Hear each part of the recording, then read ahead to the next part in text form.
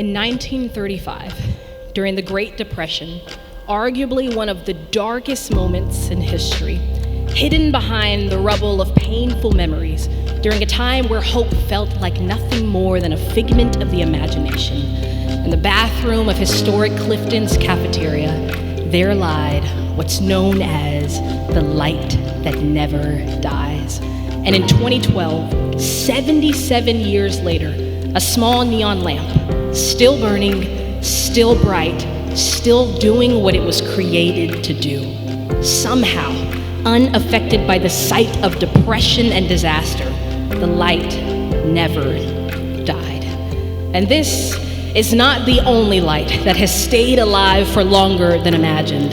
There is another light that has been burning before the foundation of the world had been laid. This light is a light that pierces through the darkness, paving a golden path wherever it travels for the gospel to be unraveled. From the small town church in Louisville, Kentucky, to the trading room on Delisle Street, to the stay-at-home mom raising her crew of two, to the small child living on the streets of Lesotho desperately searching for food.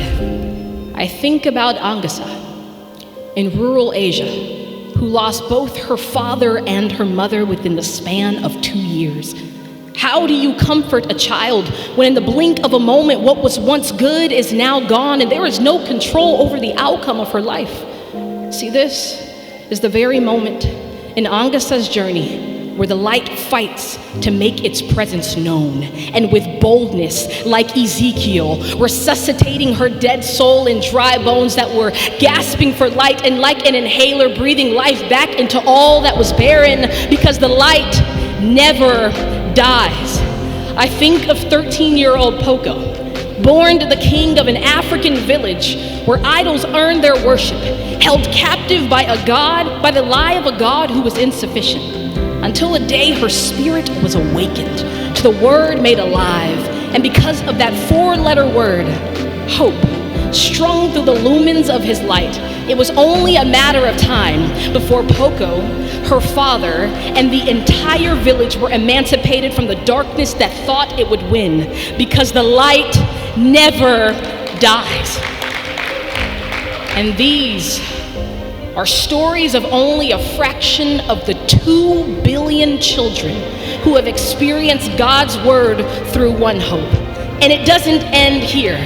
Together, we can share the light of the gospel with the next generation. See, this light was passed down like a baton in a relay race after Jesus' final breath. This was the beginning of the greatest plot twist in humanity, as this light was not only emitted into our bodies, it compelled us to share it with other bodies, with everybody, with little bodies in this dim world.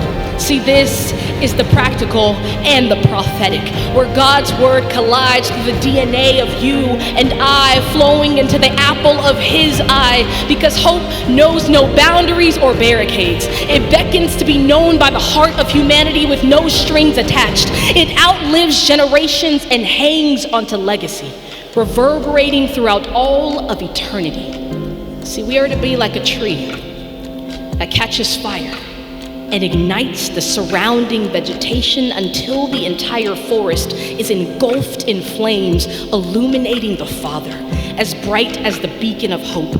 For it may become the light unto a path a child has never seen or known, hope where they have never known hope, joy where sadness has been their banner, and faith where doubt has ruled and reigned.